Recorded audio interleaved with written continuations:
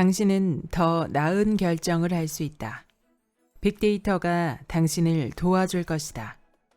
데이터로 밝혀진 답은 당신이 짐작했던 것과 다를 수도 있으며 당신이 그 데이터를 보기 전의 결정과 다른 결정을 권한다.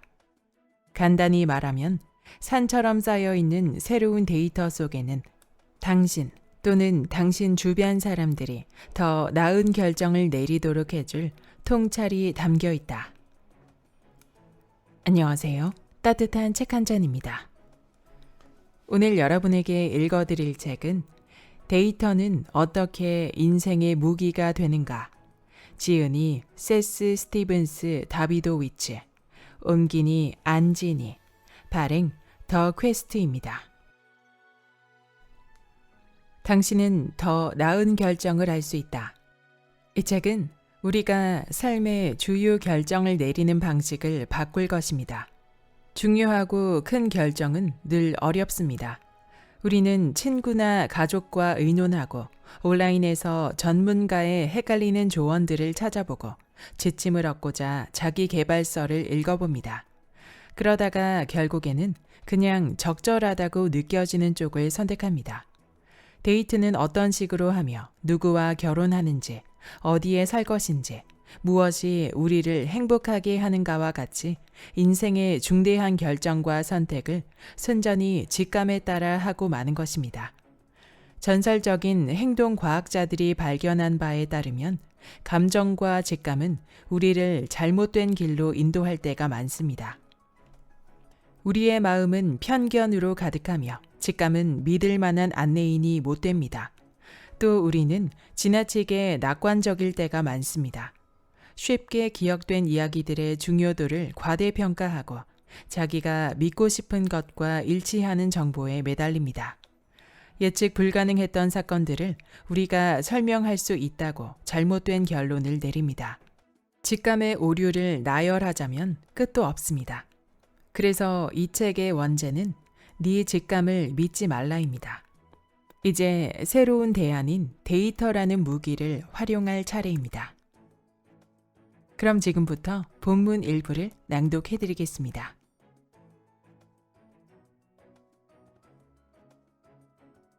성공이라는 길고 따분한 과정. 사업가를 꿈꾸는 사람이라면 모두 토니 퍼델의 포스터를 벽에 걸어 놓아야 한다. 어느 날 퍼델은 자신의 집에 설치할 수 있는 온도 조절 장치가 투박한 것들밖에 없어서 실망했다. 그래서 그 이전에 수많은 사업가와 마찬가지로 그를 실망시킨 문제를 해결하기 위해 새로운 기술을 활용했다. 퍼델은 네스트랩이라는 회사를 설립해 프로그램으로 작동하는 신형 온도 조절 장치를 개발했다. 센서가 달려있고 무선 인터넷과 앱으로 작동시킬 수 있는 온도 조절 장치는 선풍적인 인기를 끌었다. 얼마 지나지 않아 네스트랩은 퍼델을 다른 수많은 기술 창업주들과 같은 엄청난 부자로 만들어 주었다. 퍼델은 창업한 지 4년 만에 회사를 현금 32억 달러를 받고 구글에 매각했다. 퍼델의 이야기에는 중요한 지점들이 있다. 그 지점들이 이 이야기를 사업가들에게 아주 가치 있는 것으로 만들고 나의 토니 퍼델 포스터 벽에 걸기 캠페인에도 동기를 부여한다. 데이터에 따르면 퍼델의 이야기에 등장하는 여러 요소는 전통적인 지혜에 반하지만 성공한 사업가들의 공통적인 특징에 해당한다. 첫째는 퍼델의 연령이다. 네스트랩을 설립했을 때 퍼델은 천재 소년이 아니었다. 그는 대학 기숙사 방에서 창업하지도 않았다. 그는 40대 초반에 사업을 시작했다. 중요한 사실 하나 더. 퍼델은 창업으로 성공하기 전에도 회사에서 높은 평가를 받는 직원으로서 입지를 다져놓은 상태였다. 퍼델은 원래 높은 위험을 감수하는 성향이 아니었다. 남의 밑에서 일하는 것이 맞지 않아서 창업을 거듭한 사람도 아니었다. 사업에 실패해서 성공하기 위한 마지막 시도로 창업에 도전한 것도 아니었다. 네스트랩을 설립할 무렵 그는 제너럴 매직의 측량 전문 엔지니어, 필립스 전자의 엔지니어링 관리자, 그리고 애플의 선임 부사장 경력을 가지고 있었다. 다시 말해 네스트랩을 설립했을 때 그는 실리콘밸리에서 가장 훌륭한 이력을 가진 사람 중 하나였다. 그리고 결정적으로 10년 이상 우량 기업에 고용되어 일하면서 승진을 거듭한 경험 덕분에 퍼델은 자신의 사업에 반드시 필요한 구체적인 능력들을 보유하고 있었다. 그가 세상에는 더 작고 세련된 온도 조절 장치가 필요하다라는 아이디어를 떠올렸을 때 그에게는 그 아이디어를 즉각 실행에 옮기는 데 필요한 경험이 있었다. 퍼델은 제너럴 매직에서 얻은 교훈을 상품 디자인에 적용하고 필립스 전자에서 습득한 기술을 팀 관리와 회계에 적용하고 애플에서 흡수한 지식을 활용해 고객 경험을 개선했다. 그는 그동안 쌓아놓은 인맥을 동원해 사람들을 고용했고 새 회사에서 직원으로 일한 기간에 벌어들인 돈을 창업 자본으로 사용했다. 또 퍼델은 20대와 30대에 저지른 실수들에서 교훈을 얻었다. 팟캐스트 팀 페리스 쇼와 인터뷰에서 퍼델은 이렇게 말했다. 20대의 저는 최대한 꾸미지 않고 다녔어요. 그래야 나이가 들수록 좋아 보일 거라고 생각했죠. 그는 필립스에서 처음으로 직원들을 관리하는 일을 맡았을 때 자신이 하늘 아래 최악의 관리자였을 거라고 고백했다. 예를 들면 그는 부하 직원들에게 거만하게 훈계를 늘어놓곤 했다. 하지만 사람들의 피드백을 들으면서 그는 리더 역할을 하려면 공감이 중요하다는 것을 깨달았다. 다른 사람의 관점에서 상황을 바라보면 그 사람이 최선의 행동 경로를 선택하도록 설득하기가 더 쉬웠다.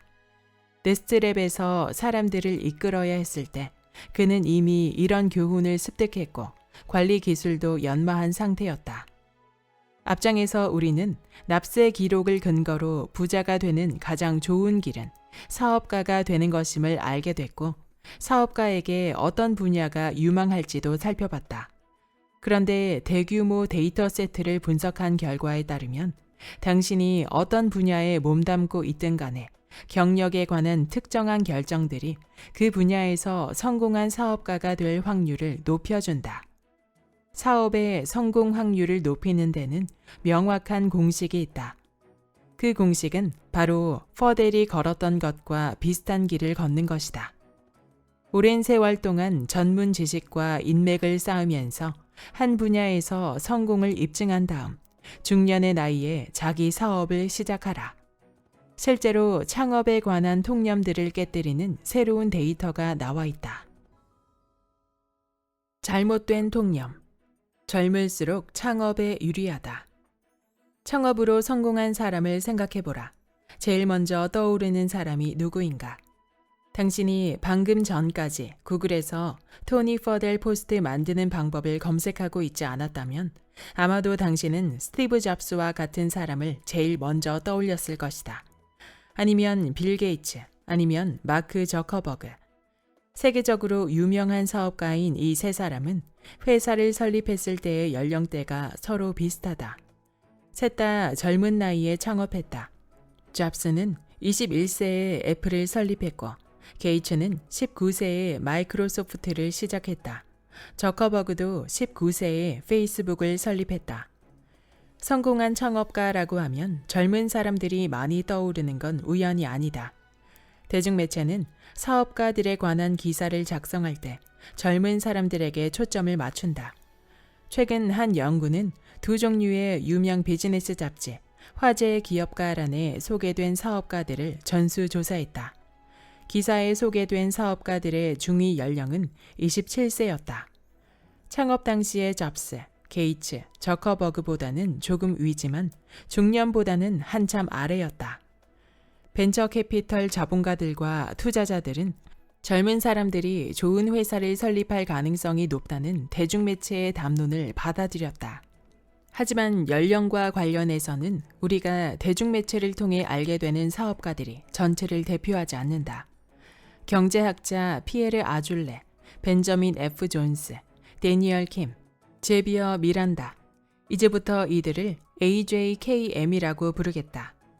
선구적인 연구는 2007년에서 2014년 사이에 미국에서 설립된 모든 회사의 창업자 연령을 분석했다. 연구 대상으로 270만 명의 사업가를 망라했는데 이것은 비즈니스 잡지에 소개된 사업가 수십 명보다 훨씬 광범위하고 대표성이 높은 표본이었다. 연구자들은 미국 창업자들의 평균 연령이 41.9세라는 사실을 알아냈다. 다시 말해 대중매체에 소개된 창업자들의 평균 연령보다 10년 이상 높았다. 그리고 젊지 않은 사업가들은 우리의 예상보다 창업을 많이 했을 뿐더러 젊은 사업가들보다 수익성이 높은 회사를 만들어냈다. AJKM은 다양한 분석법을 사용해 사업의 성공을 측정했다. 회사의 생존 기간, 순수익과 직원 수 기준으로 업계 순위가 높은지도 분석의 기준으로 삼았다. AJKM은 젊지 않은 창업자들이 성공할 가능성이 더 높다는 일관성 있는 결과를 얻었다. 적어도 60세까지는 그랬다. 60세의 스타트업 창업자가 가치 있는 회사를 만들 확률은 30세의 스타트업 창업자가 가치 있는 회사를 만들 확률보다 3배 정도 높다. 그리고 더욱 놀랍지만 잘 알려지지 않은 사실이 하나 더 있다. 젊지 않은 창업자들의 성공은 AJKM이 연구한 모든 업종에서 공통으로 발견됐다는 것이다. 심지어는 흔히 젊은 창업자 하면 떠오르는 분야인 IT 업계도 마찬가지였다. 연구에 따르면 수익률 높은 IT 기업을 설립한 사람들의 평균 연령은 42.3세였다. 그러니까 데이터는 창업으로 성공한 사람들은 대부분 젊다는 대중매체의 통념이 전혀 맞지 않는다고 이야기한다. 데이터를 신뢰하라. 성공에는 인내가 필요하다. 창업의 성공을 이해하는 과정에서 데이터는 대중매체가 보여주는 대표성 낮은 사례들에서 비롯되는 소음을 제거한다. 모든 소음을 제거하고 나면, 그러니까 우리가 대중매체에서 접하거나 친구와 지인들에게서 듣는 이야기를 제거한 뒤 창업의 성공에 관한 실제 데이터를 들여다보면 사업 성공의 확률을 극대화하는 공식을 발견할 수 있다. 그 공식은 다음과 같다. 오랜 세월 동안 어떤 분야를 속속들이 익히고 그 분야에서 가장 높은 연봉을 받는 직원 중 한 명으로서 당신의 가치를 입증한 다음 독립해서 진정한 부를 쌓는다. 이 성공의 공식은 별로 짜릿하지는 않다. 20대 초반에 이미 몇 가지 능력을 습득해서 비즈니스 제국을 건설할 준비가 됐다고 생각하는 편이 더 짜릿하다. 사업에서 성공하는 가장 좋은 방법은 당신이 잘 알지도 못하는 에센셜 오일 몇 종류를 섞어서 하루아침에 부자가 되는 거라고 생각하는 편이 더 짜릿하다. 당신의 분야에서 아직 실력을 입증하지 못했어도 사업을 시작할 준비가 됐다고 생각하는 편이 더 짜릿하다. 당신의 분야에 관해 잘 몰라도 되고 필요한 지식은 사업을 해 나가면서 배우면 된다고 생각하는 편이 더 짜릿하다. 하지만 이 매력적인 생각들은 모두 틀렸다. 이런 생각들은 성공에 관한 신화일 뿐 데이터로 입증된 사실이 아니다. 또한 성공의 공식을 따르기란 쉽지 않다. 성공에는 엄청난 자제력이 필요하다. 만약 당신이 데이터로 입증된 창업 성공의 공식을 따른다면 당신이 20대와 30대에 하나의 좁은 분야에서 실력을 쌓고 당신의 가치를 입증하려고 노력하는 중에 틀림없이 당신과 비슷한 나이인데 이미 창업해서 대박을 터뜨린 사람들의 이야기를 들을 것이다. 단기간에 성공한 사람들의 이야기도 분명 들려올 것이다. 사업의 성공은 대부분 중년에 찾아오는 반면 일부 탁월한 사람은 젊은 나이에 큰 성공을 거두어 유명해진다. 사업의 성공은 대부분 한 분야에서 최고의 실력을 요구하지만 극소수의 사람들은 자신이 잘 모르는 분야에서 노다지를 캐기도 한다. 사업의 성공은 대부분 수십 년 동안 열심히 일하고 한 분야에 통달해서 얻는 결과물이지만 소수의 창업자들은 그저 운이 좋아서 성공한다. 이런 반짝 성공의 이야기들은 성공의 전체적인 그림을 보여주지 않는다. 사실 이런 이야기들은 성공으로 가는 가장 좋은 길을 심각하게 잘못 안내하고 있다. 그리고 의심할 여지 없이 꾸준한 노력을 방해할 것이다. 이런 이야기를 들을 때는 이 장에 제시된 표들을 다시 한번 보라. 당신이 진짜 통계 광이라면 표들을 인쇄해서 벽에 붙여 놓아라. 토니 퍼델의 포스트 옆에. 표를 한번 보고 퍼델 포스터를 한번 쳐다보라. 그러고 나서 원래 하던 일을 계속하라. 데이터를 믿어보라.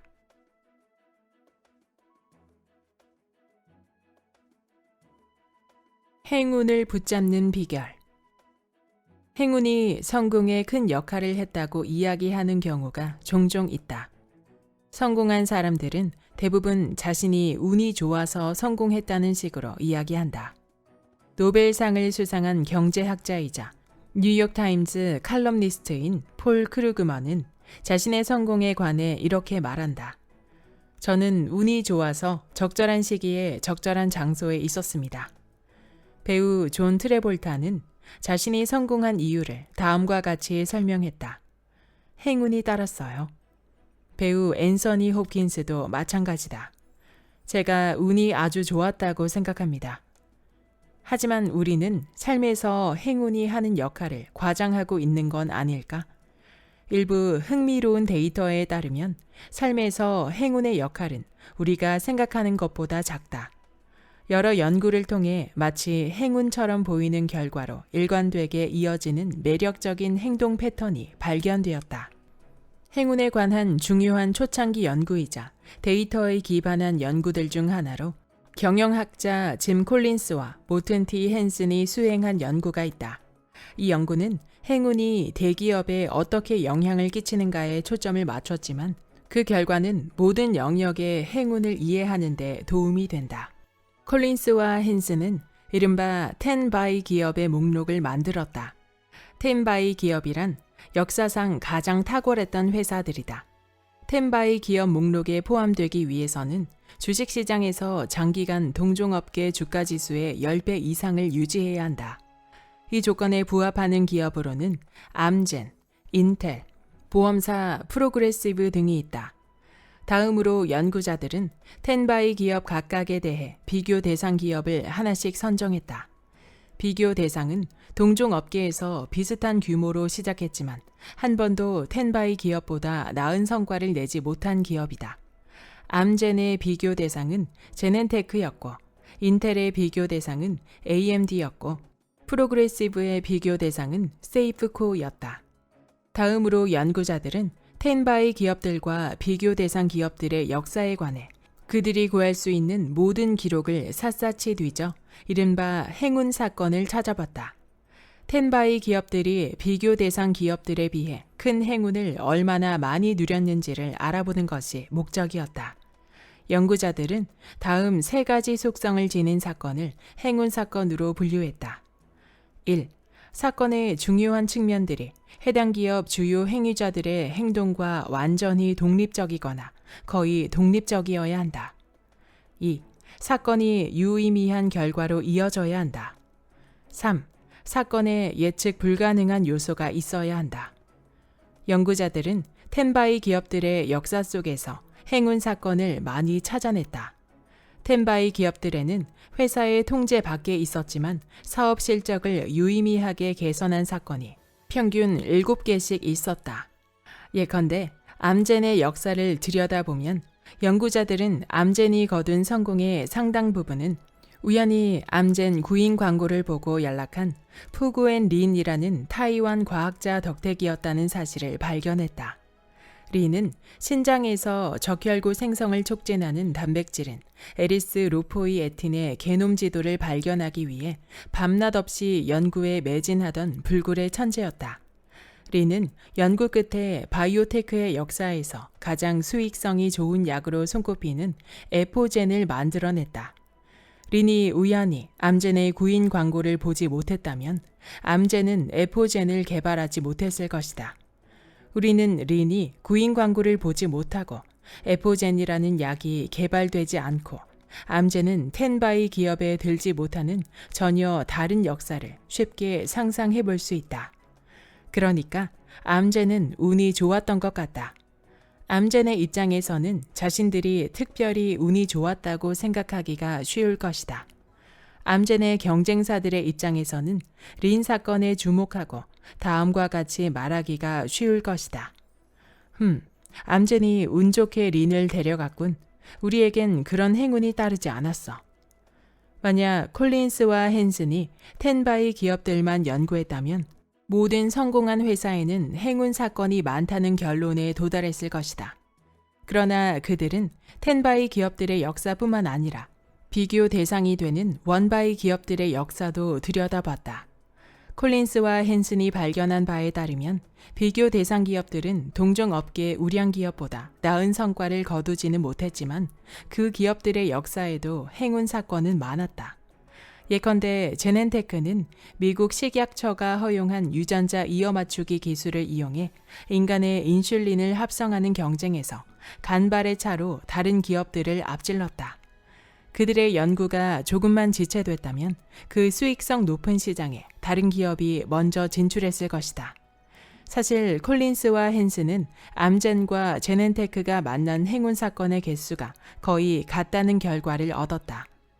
콜린스와 헨슨의 놀라운 발견을 보자.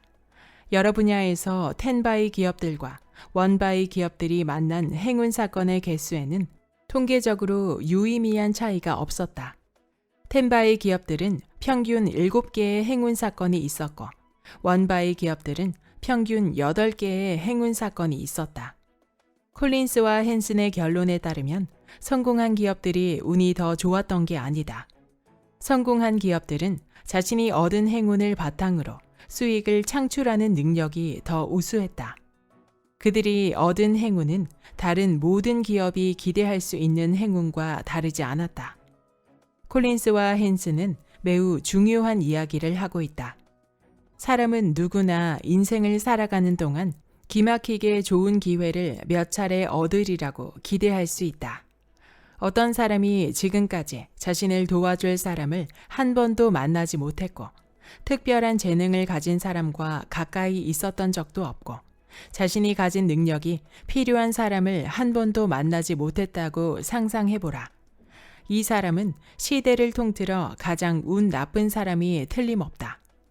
어떤 사람이 일생 동안 평균 수준의 행운만 얻는다 해도 그 사람에게는 우연을 가장한 기회가 많이 찾아온다. 남들보다 큰 성공을 거두는 사람이나 조직은 우연한 기회를 알아보고 그 기회를 잘 이용한다. 인생은 소파를 박차고 일어날 때 바뀐다. 우리는 무엇으로 행복해지는가에 대한 오해. 당신이 꿈에 그리던 직업을 가진다면 얼마나 행복해질 거라고 생각하는가? 좋아하는 정치인이 선거에서 진다면 얼마나 불행해질 거라고 생각하는가? 애인에게 차이면 어떨 거라고 생각하는가?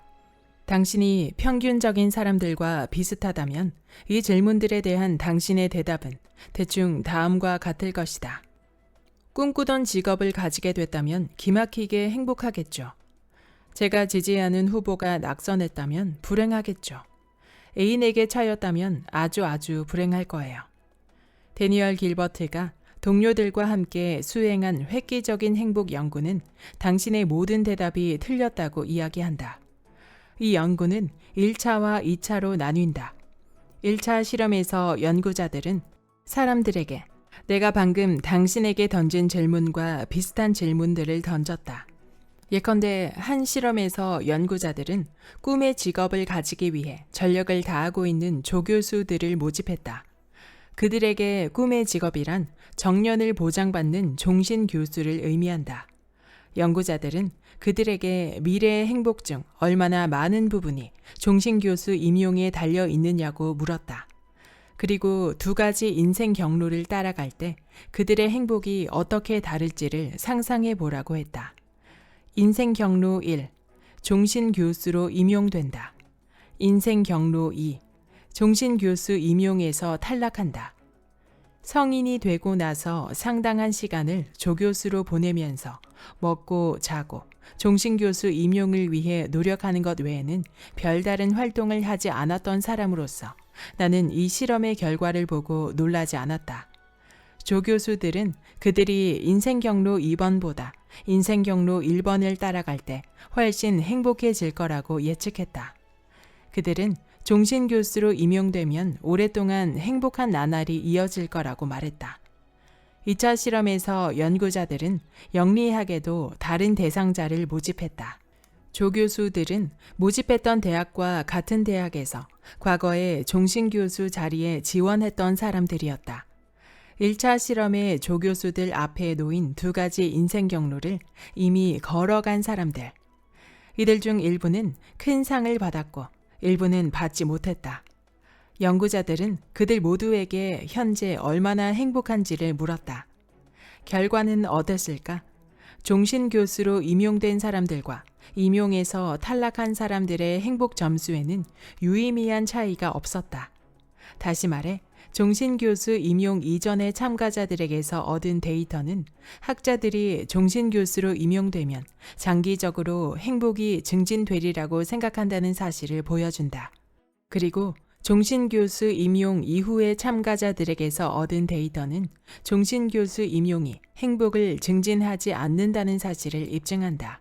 최근 엘리엇 퍼거슨은 쿼라에서 종신교수 임용에서 탈락하면 어떻게 되느냐는 질문에 답을 달았다. 그는 1976년에 메디슨 위스콘신 대학교에서 심리학과 종신교수 임용에서 탈락했을 때 좌절했다고 밝혔다. 그는 종신교수가 되는 것만을 목표로 노력을 집중했기 때문에 이런 결과에 대응할 준비가 되어 있지 않았다. 하지만 다른 사람들과 마찬가지로 그에게도 회복력이 있었다. 그는 경영계에서 사업가와 컨설턴트로 경력을 쌓아갔다. 학계 바깥에 똑똑하고 창의적이고 흥미로운 사람들과 함께 일하는 것이 즐거웠고 기업들의 실행력에 감탄하기도 했다. 종신교수 임용에서 탈락한 지 37년이 지난 시점에 그는 이렇게 말했다. 그래서 나는 위스콘신 대학교가 나를 종신교수로 임용하지 않은데 고마워하고 있다. 그건 학교를 위해서도 옳은 결정이었고 나에게도 최선의 결정이었다. 길버트 연구진이 얻은 데이터는 퍼거슨의 이야기가 대표성을 가질 수 있음을 보여준다. 학자들은 종신교수로 임용되지 못해도 다시 일어선다. 그들 자신은 그러지 못할 거라고 생각할지라도. 경력 사다리를 오르려고 하면서도 삶 속의 여러 가지 사건에 자신이 어떻게 반응할지를 예측하지 못하는 사람들은 학자들만이 아니다. 길버트와 동료 연구자들은 사람들이 애인과의 결별이나 정계 진출과 같은 중대한 사건의 여파로 그들 자신이 얼마나 행복할지 예측할 수 있는지를 알아봤다. 사람들은 항상 그런 사건들이 일어나면 자신의 행복도가 크게 바뀔 거라고 예측했다. 하지만 막상 그런 사건들을 경험한 사람들은 그 사건이 자신의 장기적 행복에 큰 영향을 끼치지 않았다고 답했다. 다시 말해, 지금 우리가 보기에는 끔찍할 것 같고 치명타가 될 것 같은 사건들도 대개는 막상 닥치면 그렇게 큰 일이 아니다. 몇 년 전 서섹스 대학교 경제학 부교수 조지 맥케론과 런던 정치 경제대학교 환경경제학 교수 수제나 모라토는 한 가지 아이디어를 떠올렸다. 스마트폰을 항상 들고 다니는 사람들을 활용해 순간 효용 그래프의 규모를 극적으로 키울 수 있겠다는 생각이었다. 사람들을 모집해서 지금 기분이 어떤지 묻는 설문지를 작성하게 하는 대신 앱을 활용해서 알림을 전송하기만 하면 된다. 맥케론과 모라토는 매피니스라는 앱을 만든 다음 사용자들을 모집해서 하루에 몇 번씩 그들에게 알림을 보내서 간단한 질문들에 답하게 했다. 질문들은 다음과 같았다. 지금 무엇을 하고 있나요? 사용자들은 장보기, 볼일 보기, 독서, 흡연, 요리, 식사 준비 등 40가지 활동 중 하나를 선택할 수 있었다. 지금 누구와 함께 있나요? 지금 당신은 얼마나 행복한가요? 그렇다면 이 프로젝트는 행복 연구를 빅데이터의 시대로 가져오는데 성공했을까? 당연히 성공했다. 몇 년이 지나자 매피니스 연구진은 6만 명이 넘는 사람에게서 수집한 300만 개 이상의 행복 측정치로 이루어진 데이터 세트를 확보했다. 그 결과 카너먼이나 레들마이어 같은 연구자들이 만들었던 순간 효용 그래프와 비슷했다. 하지만 규모가 환상적이었다. 메케론과 모라토 연구진은 이 정도로 풍부한 데이터가 있어야만 할 수 있는 갖가지 매력적인 연구를 수행했다. 그리고 매피니스 데이터를 날씨나 환경 같은 요소에 관한 외부 데이터 세트와 결합해서 더욱 흥미로운 연구를 진행하기도 했다. 이런 연구들의 일부가 다음 장의 핵심 내용이다. 하지만 이 장은 매피니스 프로젝트의 기본인 40가지 활동과 행복 연구에 초점을 맞추려고 한다. 매피니스 연구진이 사용자들에게 지금 무엇을 하고 있으며 얼마나 행복하다고 느끼는지를 물었다는 사실을 기억하라. 표본 크기가 엄청나게 컸기 때문에 메케론은 공동 연구자인 알렉스 브라이슨과 함께 이 40가지 활동이 각각 행복에 얼마나 기여하는지를 추산할 수 있었다. 그들이 만든 표를 나는 행복 활동표라고 부른다. 내 생각에 데이터를 중시하는 사람이라면 누구나 이 표를 자주 들여다보면서 자기 시간을 어떻게 사용할지를 결정해야 할 것이다. 행복을 불러오는 활동 목록. 다양한 활동이 사람들을 얼마나 행복하게 만드는가를 조사한 결과가 여기 있다. 이 표는 브라이슨과 메케론이 매피니스 데이터를 분석해서 만든 것이다.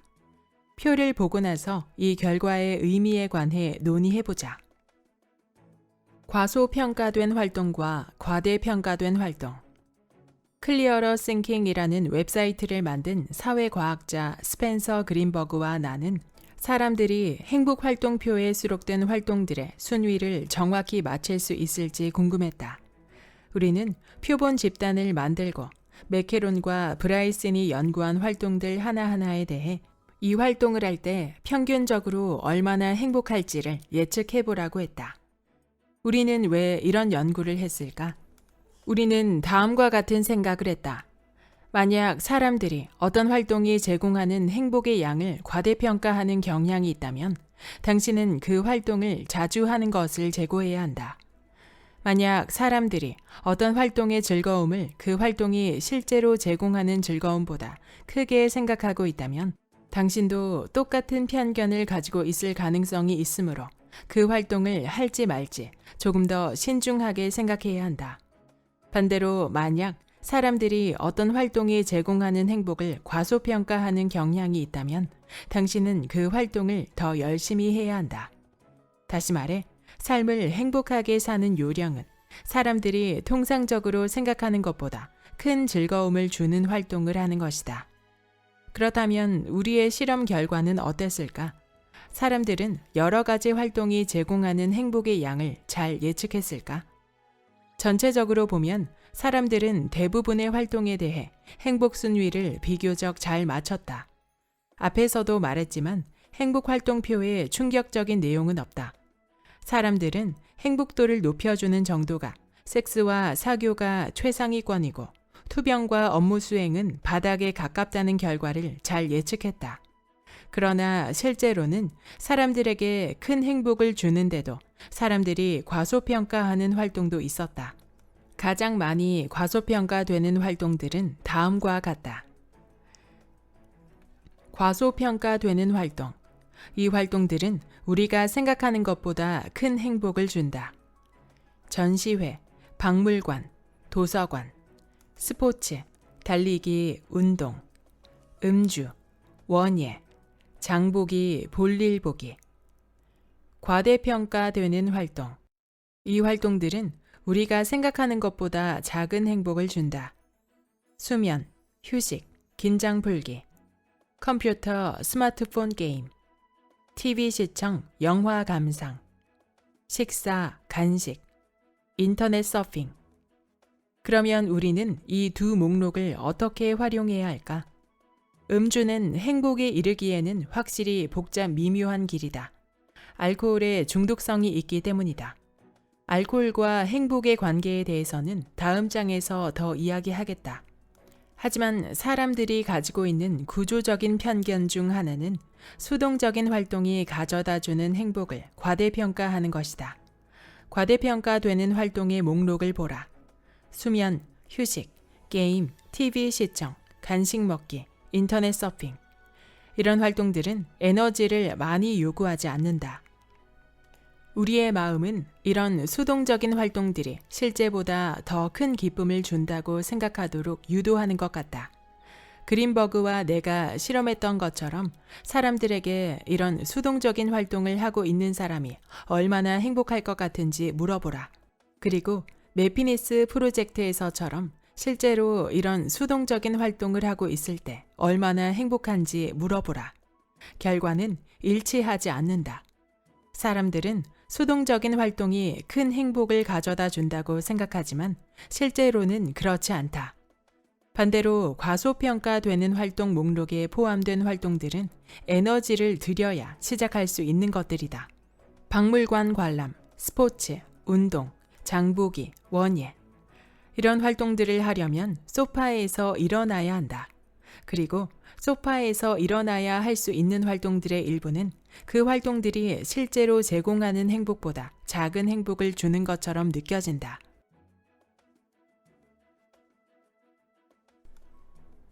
현대인을 불행에 빠뜨리는 함정. 모든 게 근사하고 아무도 행복하지 않다. 이 유명한 말은 2012년에 앵커스의 노래 제목으로 처음 사용됐다고 알려져 있다. 나중에는 TV 프로그램 코난에서 지금은 TV에 나오지 않는 어느 코미디언이 이 말을 해서 조금 유명하게 만들었다. 그리고 이 말은 애덤 프랭크의 NPR 기사 제목으로 사용됐다. 지금은 이 문구를 새긴 티셔츠를 사이즈별로 주문할 수도 있다. 데이터는 뭐라고 말할까? 우리는 근사하기는커녕 오히려 끔찍한 삶을 사는 사람이 많다는 사실을 기억해야 한다. 정말 많은 사람이 힘든 일을 겪고 있다. 그렇다고 아무도 행복하지 않다가 완전한 진실은 아니다. 실제로 종합사회조사에 따르면 미국인의 31%는 요즘 자신이 아주 행복하다고 생각한다. 하지만 지금은 모든 게 근사하고 아무도 행복하지 않다는 완전한 진실이 아닌 일면의 진실이다. 설령 모두의 삶이 근사하지는 않다 할지라도 다양한 지표를 기준으로 보면 인간의 삶은 일관되게 근사해지고 있다. 하지만 전반적으로 보면 객관적으로 점점 좋아지는 상황에 놓인 사람들의 수는 많아졌지만 그에 비례해 더 행복하다고 느끼지는 않았다. 첫째, 근사함에 관한 데이터를 보자. 지난 50년 동안 미국의 1인당 국내 총생산은 인플레이션을 고려해도 2배 이상 늘어났다. 이 정도면 근사하지 않은가? 게다가 GDP는 사람들이 구입하는 상품과 서비스의 가치만을 계산한다. 현대사회의 디지털 경제는 우리에게 많은 것을 공짜로 제공하는데 이런 것들은 GDP로 표현되지 않는다. 최근에 이루어진 한 연구는 사람들에게 돈을 얼마나 받으면 특정 무료 서비스를 포기하겠느냐고 물어보는 방법으로 무료 서비스의 가치를 측정했다. 그 결과 평균적인 미국인에게 검색 엔진의 가치는 연간 17,530달러로 추산됐다. 이메일의 가치는 8,414달러, 디지털 지도의 가치는 3,648달러였다. 소셜미디어는 322달러였다. 우리는 이런 서비스들을 이용하면서 한 푼도 내지 않는다. 근사하지 않은가? 다음으로 행복 데이터를 보자. 동일한 기간 동안 적어도 미국에서는 통계상 행복 수치가 상승하지 않았다. GSS가 최초로 데이터를 수집했던 1972년에는 1인당 GDP가 지금의 절반에 못 미쳤고 아무도 구글 검색, 구글 맵스, 지메일을 가지고 있지 않았다. 당시 미국인의 30%는 자신들이 매우 행복하다고 답했다. 이 수치는 오늘날과 거의 똑같다. 그렇다면 세상은 점점 근사해지고 있는데도 사람들은 눈에 띄게 행복해지고 있지 않다는 것이 진실이다. 왜 그럴까? 우리가 점점 부유해지는데도 더 행복해지지 않는 이유 중 하나는 돈이 행복에 끼치는 영향이 제한적이기 때문이다. 트랙 유어 해피니스라는 웹사이트를 만든 매슈 킬링스워스를 만나보자. 트랙 유어 해피니스는 매피니스 프로젝트와 비슷하게 스마트폰 사용자들에게 알림을 전송해 행복 점수를 매겨달라고 부탁한다. 킬링스워스는 개개인의 소득과 행복의 관계에 관한 사상 최대 규모의 연구를 수행했다. 그의 연구에는 약 170만 개의 점수 데이터가 포함된다. 그는 소득이 행복을 증진하긴 하지만 그 효과는 크지 않으며 특히 고소득자의 경우 그 효과가 미미하다는 사실을 발견했다. 소득이 2배로 늘어날 때 그 사람의 행복은 10분의 1 표준 편차 정도 증가할 것으로 기대된다. 10분의 1이면 큰 변화는 아니다. 인간의 행복 추구를 방해하는 또 하나의 요인은 인간의 정신이 엉터리라는 것이다. 언젠가 내 친구가 이렇게 말한 적이 있다. 만약 인간의 정신이 컴퓨터 운영체제라면 그 운영체제를 가진 사람은 오류가 있다고 불평하면서 반품을 요구할 거야. 우리 정신의 오류들 중 우리의 행복을 제한하는 결정적인 오류는 우리가 현재의 순간에 집중하지 못한다는 것이다. 이 점은 킬링스워스가 데니얼 길버트와 공동으로 수행한 다른 연구에서 드러났다. 연구자들은 트랙 유어 해피니스 웹사이트 회원들에게 지금 무엇을 하고 있고 얼마나 행복한지를 물으면서 동시에 다음과 같은 질문을 던졌다. 지금 하고 있는 일이 아닌 다른 일을 생각하고 있나요? 또 연구자들은 그 다른 생각이 유쾌한 내용인지 중립적인 내용인지 불쾌한 내용인지도 물었다. 그들은 사람들이 자신에게 주어진 시간의 46.9%는 지금 하고 있는 일이 아닌 다른 일을 생각하며 보낸다는 사실을 발견했다. 또 그들은 사람들이 다른 일을 생각하고 있을 때는 조금 덜 행복하다는 사실도 알아냈다. 충격적이게도 어떤 사람의 마음이 유쾌한 방황을 하고 있을 때조차도 그 사람은 지금 하는 일에 집중하고 있을 때보다 조금 덜 행복하다고 답했다. 그리고 그 방황의 내용이 중립적이거나 불쾌할 경우 사람들은 불행해했다. 연구자들은 연구의 결과를 다음과 같이 요약했다. 인간의 정신은 방황하는 정신이고 방황하는 정신은 불행한 정신이다. 방황하는 정신이 불행하다는 것은 명상이 행복에 큰 도움이 되는 이유 중 하나일 것이다. 과학자들은 명상이 실제로 행복을 증진한다는 일관된 결과를 얻고 있다. 오류가 많은 운영체제, 곧 인간의 정신은 세상이 점점 근사해지는데도 우리가 행복해지기 어려운 이유의 상당 부분을 차지한다. 하지만 현대사회에서 사람들이 행복해지기가 어려운 데는 다른 이유들도 있다. 그런 이유들은 대부분 매피니스 프로젝트가 찾아냈다. 간단히 말해 사람들이 자신을 행복하게 만들어주지 않는 상황에서 시간을 많이 보내기 때문이다. 2003년부터 미국 노동통계국은 미국인 시간 활용 조사라는 조사를 수행했다. 이 조사에서는 표본으로 선정된 미국인들에게 하루를 어떻게 보내는지를 알려달라고 요청했다. 나는 미국인 시간 활용 조사의 데이터를 매피니스 연구진이 제작한 행복활동표와 비교해봤다. 나는 행복활동표에 포함된 활동들을 3개의 범주로 나눴다.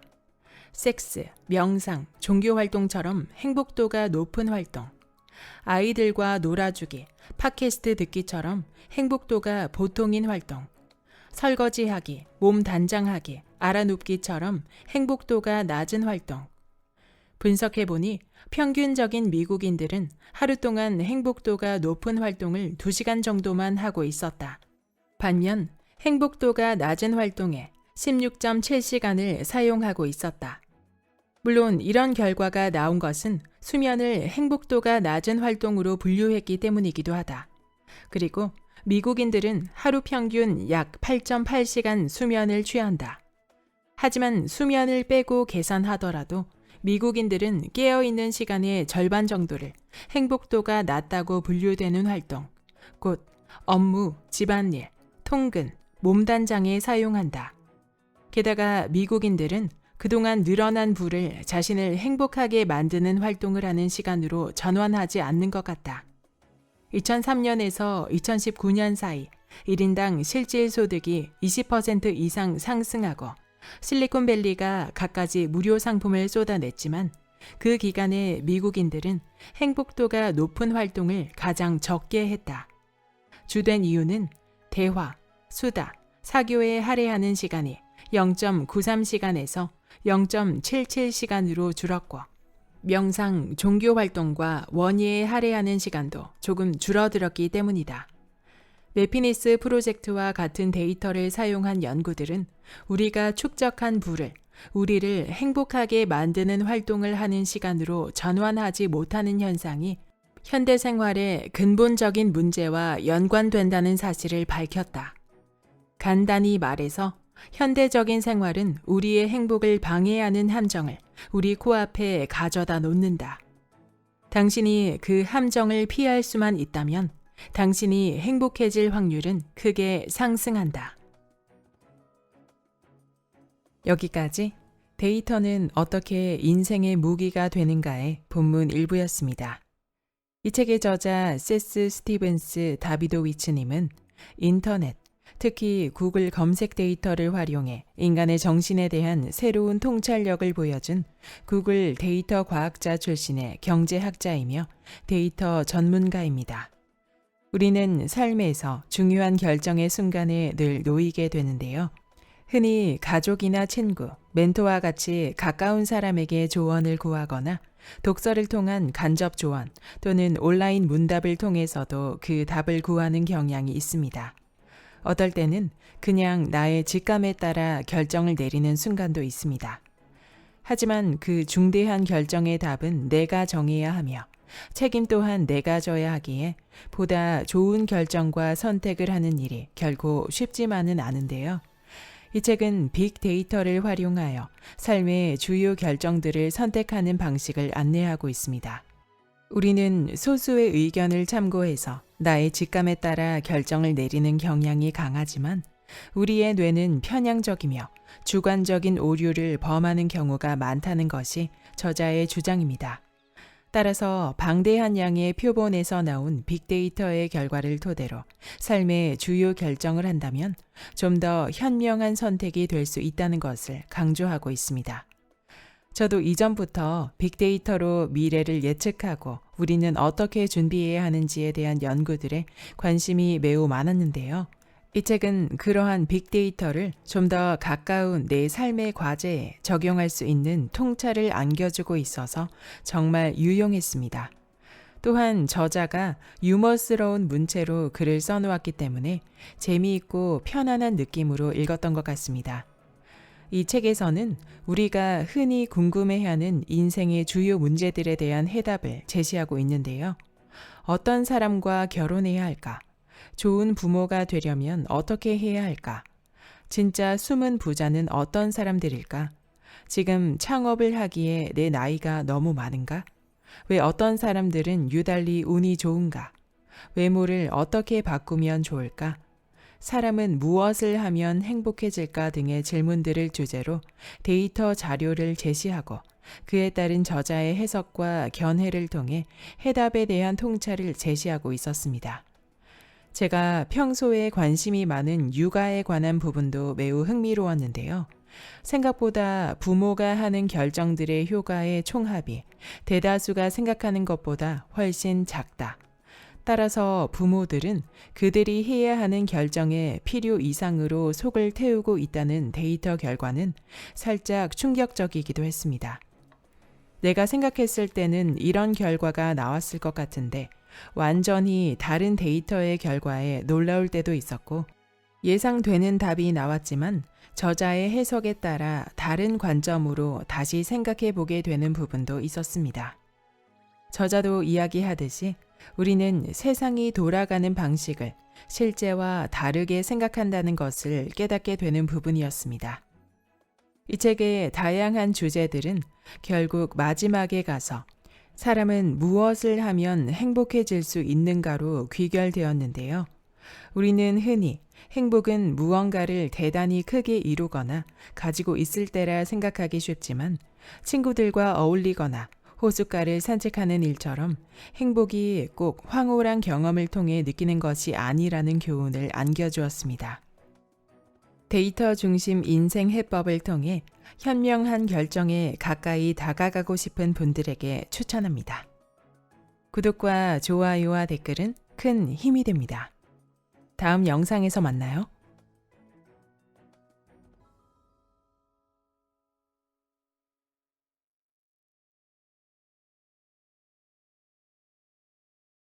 성공이라는 길고 따분한 과정.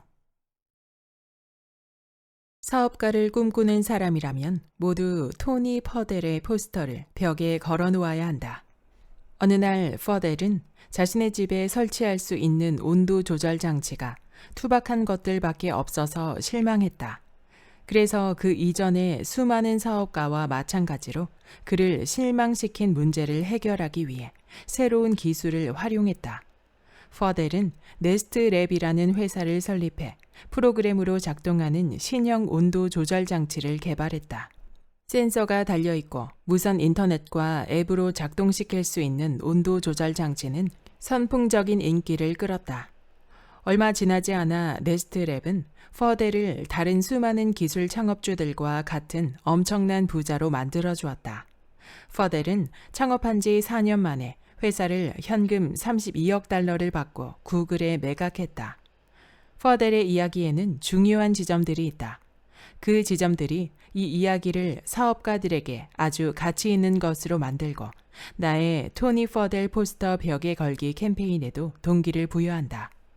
데이터에 따르면 퍼델의 이야기에 등장하는 여러 요소는 전통적인 지혜에 반하지만 성공한 사업가들의 공통적인 특징에 해당한다.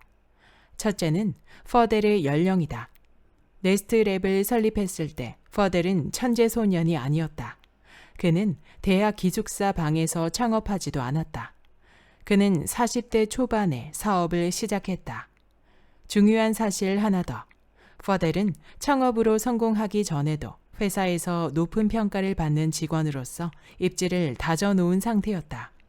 퍼델은 원래 높은 위험을 감수하는 성향이 아니었다. 남의 밑에서 일하는 것이 맞지 않아서 창업을 거듭한 사람도 아니었다. 사업에 실패해서 성공하기 위한 마지막 시도로 창업에 도전한 것도 아니었다. 네스트랩을 설립할 무렵 그는 제너럴 매직의 측량 전문 엔지니어, 필립스 전자의 엔지니어링 관리자, 그리고 애플의 선임 부사장 경력을 가지고 있었다. 다시 말해 네스트랩을 설립했을 때 그는 실리콘밸리에서 가장 훌륭한 이력을 가진 사람 중 하나였다. 그리고 결정적으로 10년 이상 우량 기업에 고용되어 일하면서 승진을 거듭한 경험 덕분에 퍼델은 자신의 사업에 반드시 필요한 구체적인 능력들을 보유하고 있었다. 그가 세상에는 더 작고 세련된 온도 조절 장치가 필요하다라는 아이디어를 떠올렸을 때 그에게는 그 아이디어를 즉각 실행에 옮기는 데 필요한 경험이 있었다. 퍼델은 제너럴 매직에서 얻은 교훈을 상품 디자인에 적용하고 필립스 전자에서 습득한 기술을 팀 관리와 회계에 적용하고 애플에서 흡수한 지식을 활용해 고객 경험을 개선했다. 그는 그동안 쌓아놓은 인맥을 동원해 사람들을 고용했고 새 회사에서 직원으로 일한 기간에 벌어들인 돈을 창업 자본으로 사용했다. 또 퍼델은 20대와 30대에 저지른 실수들에서 교훈을 얻었다. 팟캐스트 팀 페리스 쇼와 인터뷰에서 퍼델은 이렇게 말했다. 20대의 저는 최대한 꾸미지 않고 다녔어요. 그래야 나이가 들수록 좋아 보일 거라고 생각했죠. 그는 필립스에서 처음으로 직원들을 관리하는 일을 맡았을 때 자신이 하늘 아래 최악의 관리자였을 거라고 고백했다. 예를 들면 그는 부하 직원들에게 거만하게 훈계를 늘어놓곤 했다. 하지만 사람들의 피드백을 들으면서 그는 리더 역할을 하려면 공감이 중요하다는 것을 깨달았다. 다른 사람의 관점에서 상황을 바라보면 그 사람이 최선의 행동 경로를 선택하도록 설득하기가 더 쉬웠다.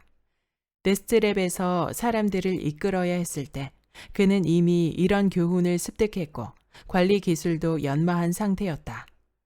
앞장에서 우리는 납세 기록을 근거로 부자가 되는 가장 좋은 길은 사업가가 되는 것임을 알게 됐고 사업가에게 어떤 분야가 유망할지도 살펴봤다.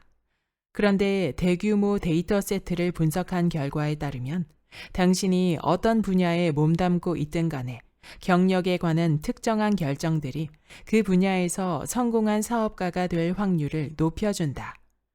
사업의 성공 확률을 높이는 데는 명확한 공식이 있다.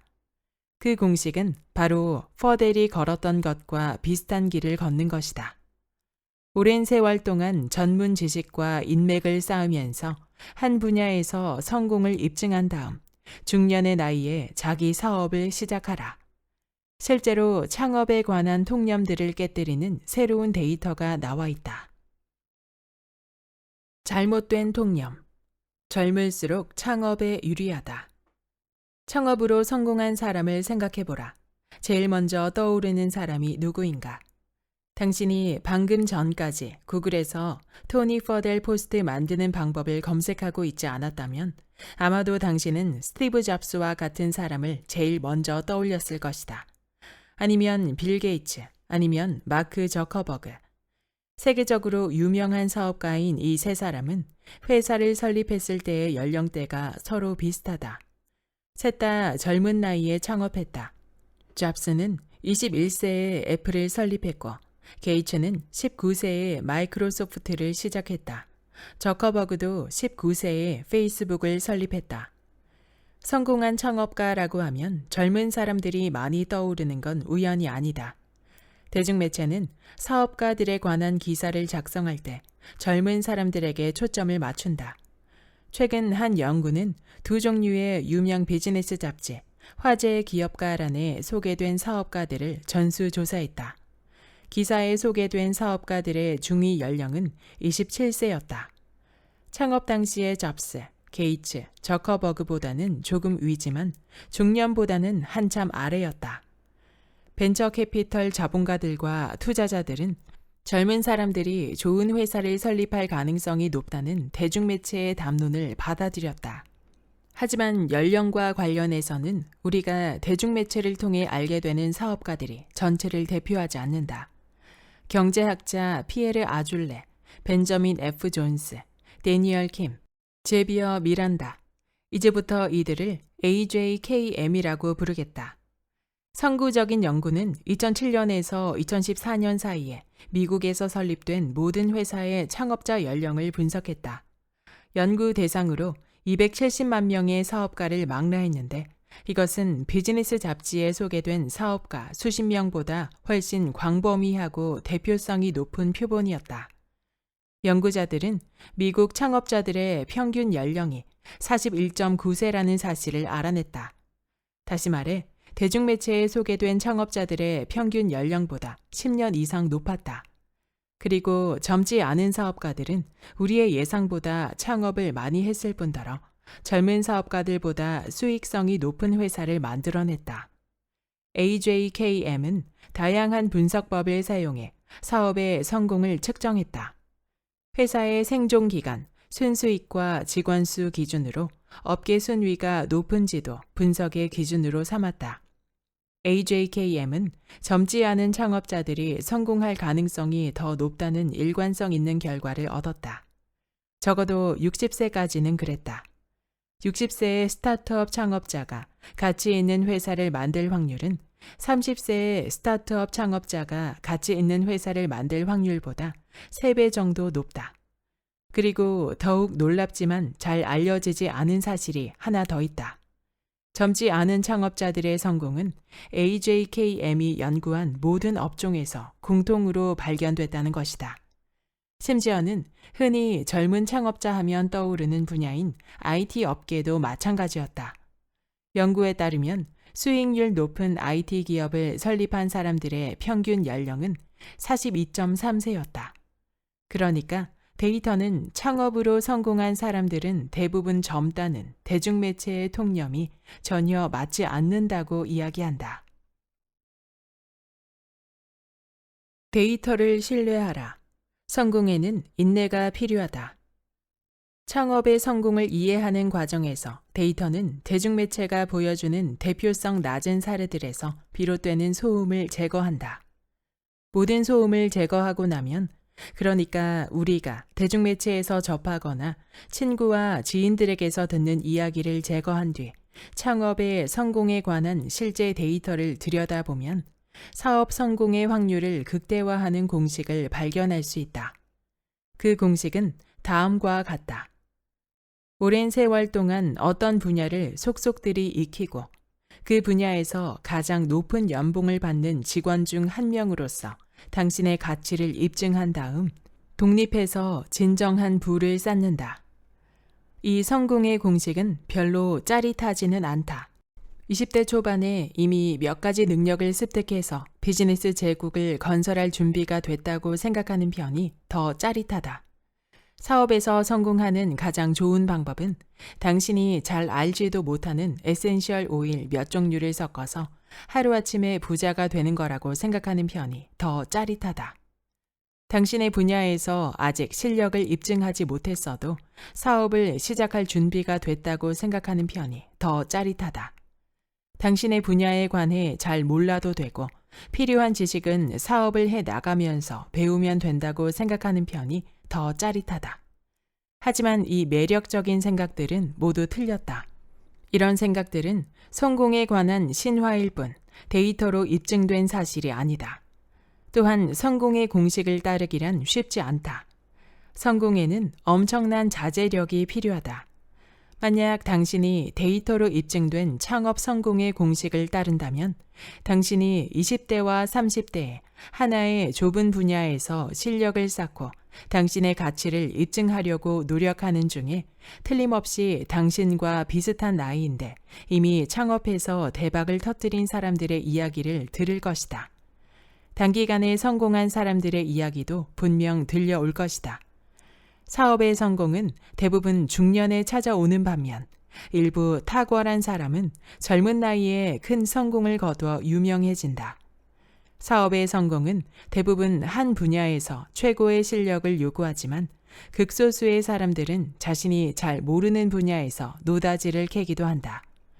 사업의 성공은 대부분 수십 년 동안 열심히 일하고 한 분야에 통달해서 얻는 결과물이지만 소수의 창업자들은 그저 운이 좋아서 성공한다. 이런 반짝 성공의 이야기들은 성공의 전체적인 그림을 보여주지 않는다. 사실 이런 이야기들은 성공으로 가는 가장 좋은 길을 심각하게 잘못 안내하고 있다. 그리고 의심할 여지 없이 꾸준한 노력을 방해할 것이다. 이런 이야기를 들을 때는 이 장에 제시된 표들을 다시 한번 보라. 당신이 진짜 통계광이라면 표들을 인쇄해서 벽에 붙여 놓아라. 토니 퍼델의 포스트 옆에. 표를 한번 보고 퍼델 포스터를 한번 쳐다보라. 그러고 나서 원래 하던 일을 계속하라. 데이터를 믿어보라.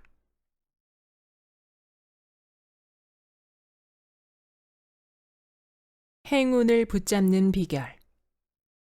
행운이 성공에 큰 역할을 했다고 이야기하는 경우가 종종 있다. 성공한 사람들은 대부분 자신이 운이 좋아서 성공했다는 식으로 이야기한다. 노벨상을 수상한 경제학자이자 뉴욕타임즈 칼럼니스트인 폴 크루그먼은 자신의 성공에 관해 이렇게 말한다. 저는 운이 좋아서 적절한 시기에 적절한 장소에 있었습니다. 배우 존 트래볼타는 자신이 성공한 이유를 다음과 같이 설명했다. 행운이 따랐어요. 배우 앤서니 홉킨스도 마찬가지다. 제가 운이 아주 좋았다고 생각합니다.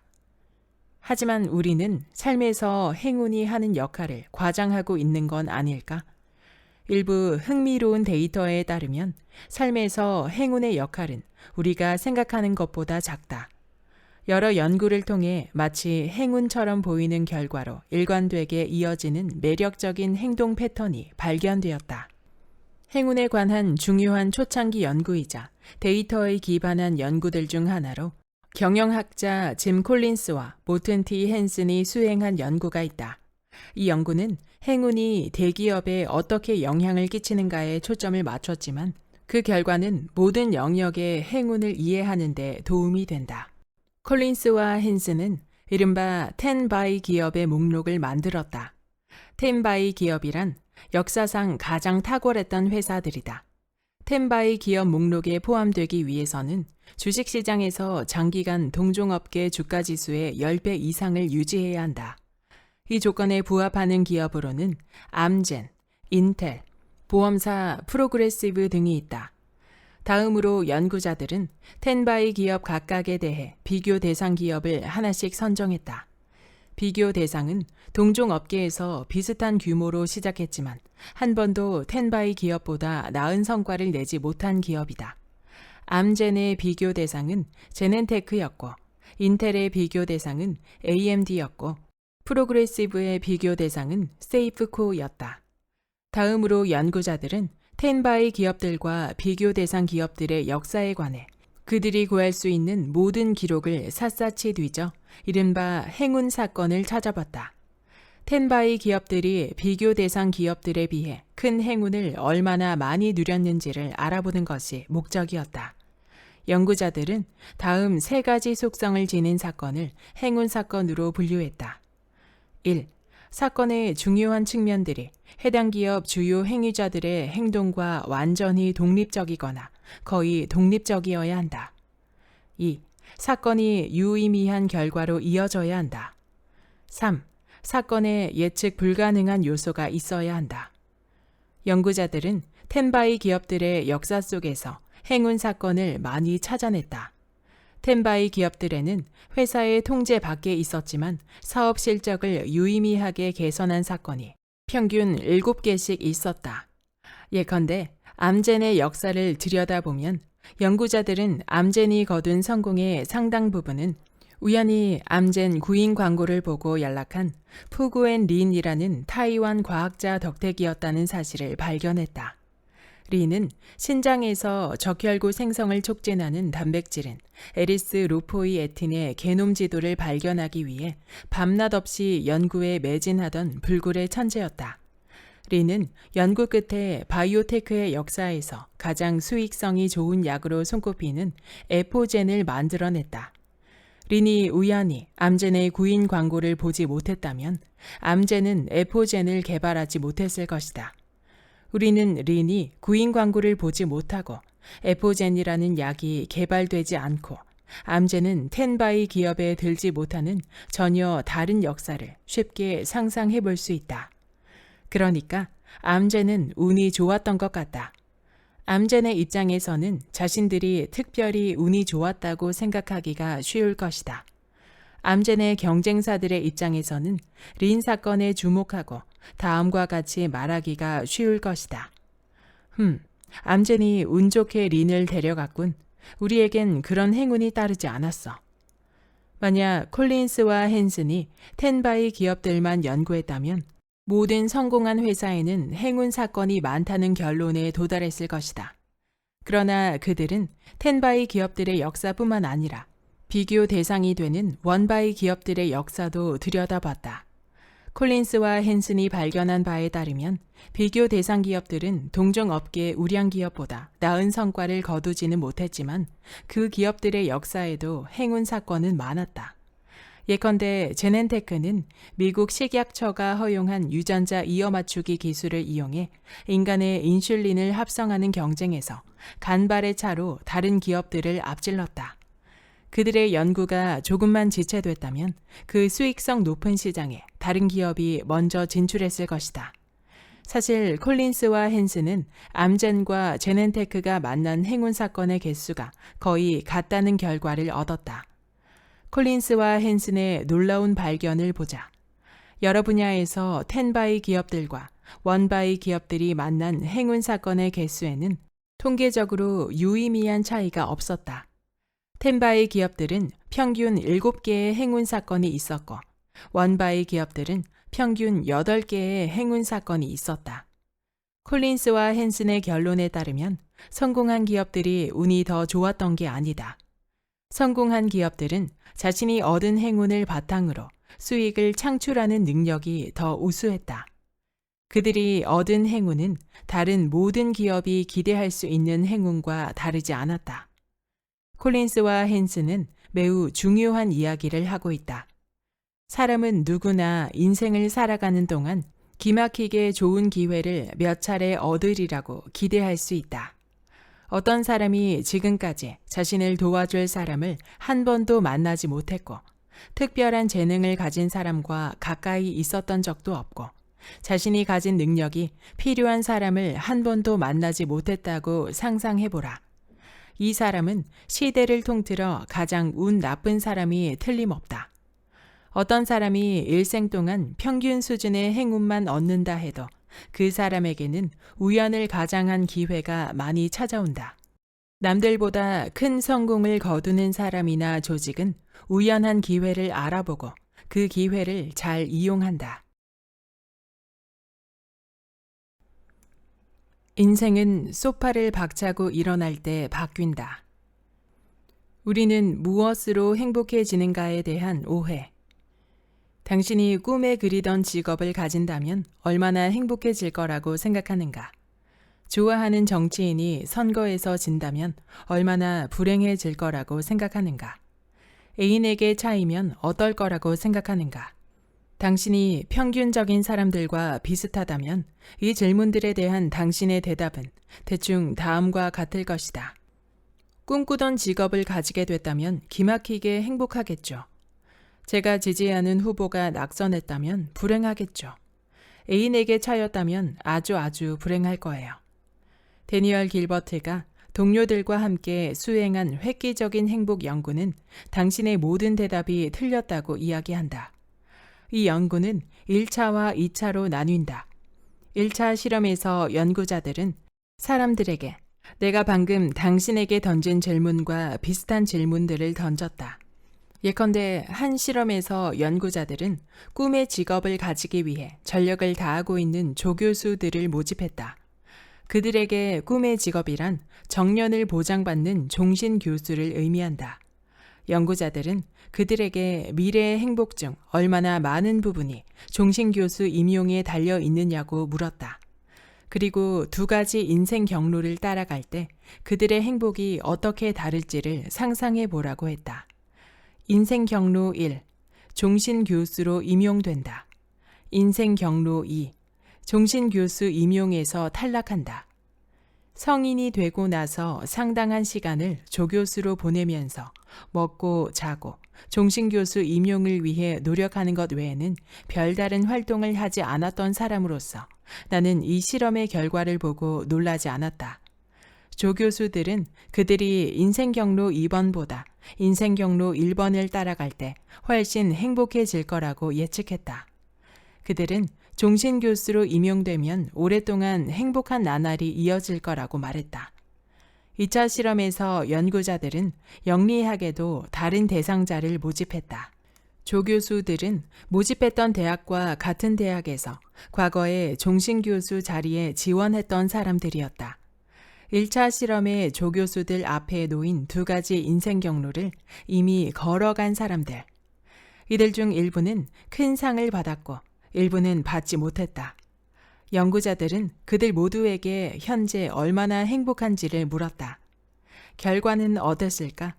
종신교수로 임용된 사람들과 임용에서 탈락한 사람들의 행복 점수에는 유의미한 차이가 없었다.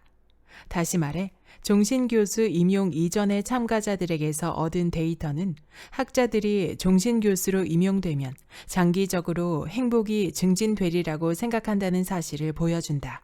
그리고 종신교수 임용 이후의 참가자들에게서 얻은 데이터는 종신교수 임용이 행복을 증진하지 않는다는 사실을 입증한다.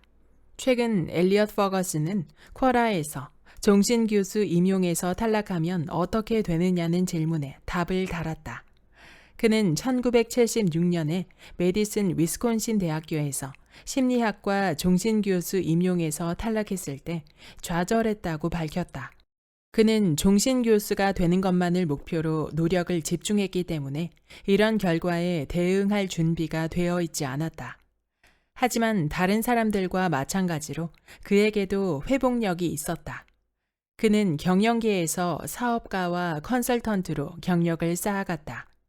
학계 바깥에 똑똑하고 창의적이고 흥미로운 사람들과 함께 일하는 것이 즐거웠고 기업들의 실행력에 감탄하기도 했다. 종신 교수 임용에서 탈락한 지 37년이 지난 시점에 그는 이렇게 말했다. 그래서 나는 위스콘신 대학교가 나를 종신 교수로 임용하지 않은데 고마워하고 있다. 그건 학교를 위해서도 옳은 결정이었고 나에게도 최선의 결정이었다. 길버트 연구진이 얻은 데이터는 퍼거슨의 이야기가 대표성을 가질 수 있음을 보여준다. 학자들은 종신 교수로 임용되지 못해도 다시 일어선다. 그들 자신은 그러지 못할 거라고 생각할지라도.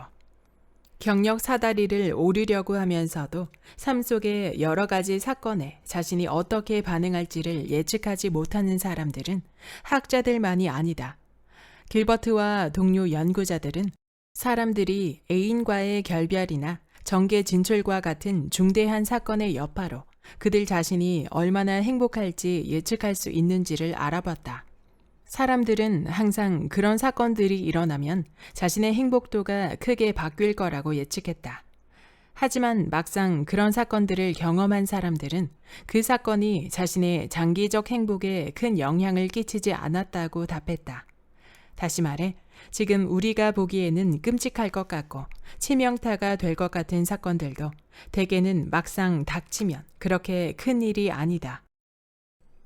몇 년 전 서섹스 대학교 경제학 부교수 조지 맥케론과 런던 정치-경제대학교 환경경제학 교수 수제나 모라토는 한 가지 아이디어를 떠올렸다. 스마트폰을 항상 들고 다니는 사람들을 활용해 순간 효용 그래프의 규모를 극적으로 키울 수 있겠다는 생각이었다. 사람들을 모집해서 지금 기분이 어떤지 묻는 설문지를 작성하게 하는 대신 앱을 활용해서 알림을 전송하기만 하면 된다. 맥케론과 모라토는 매피니스라는 앱을 만든 다음 사용자들을 모집해서 하루에 몇 번씩 그들에게 알림을 보내서 간단한 질문들에 답하게 했다. 질문들은 다음과 같았다. 지금 무엇을 하고 있나요? 사용자들은 장보기, 볼일 보기, 독서, 흡연, 요리, 식사 준비 등 40가지 활동 중 하나를 선택할 수 있었다. 지금 누구와 함께 있나요? 지금 당신은 얼마나 행복한가요? 그렇다면 이 프로젝트는 행복 연구를 빅데이터의 시대로 가져오는데 성공했을까? 당연히 성공했다. 몇 년이 지나자 매피니스 연구진은 6만 명이 넘는 사람에게서 수집한 300만 개 이상의 행복 측정치로 이루어진 데이터 세트를 확보했다. 그 결과 카너먼이나 레들마이어 같은 연구자들이 만들었던 순간 효용 그래프와 비슷했다. 하지만 규모가 환상적이었다. 맥케론과 모라토 연구진은 이 정도로 풍부한 데이터가 있어야만 할 수 있는 갖가지 매력적인 연구를 수행했다. 그리고 매피니스 데이터를 날씨나 환경 같은 요소에 관한 외부 데이터 세트와 결합해서 더욱 흥미로운 연구를 진행하기도 했다. 이런 연구들의 일부가 다음 장의 핵심 내용이다. 하지만 이 장은 매피니스 프로젝트의 기본인 40가지 활동과 행복 연구에 초점을 맞추려고 한다. 매피니스 연구진이 사용자들에게 지금 무엇을 하고 있으며 얼마나 행복하다고 느끼는지를 물었다는 사실을 기억하라. 표본 크기가 엄청나게 컸기 때문에 맥케론은 공동 연구자인 알렉스 브라이슨과 함께 이 40가지 활동이 각각 행복에 얼마나 기여하는지를 추산할 수 있었다. 그들이 만든 표를 나는 행복 활동표라고 부른다.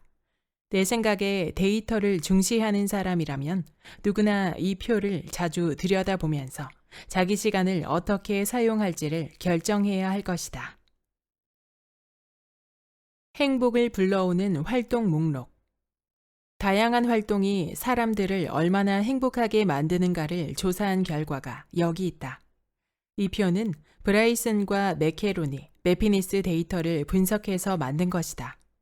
표를 보고 나서 이 결과의 의미에 관해 논의해보자. 과소평가된 활동과 과대평가된 활동.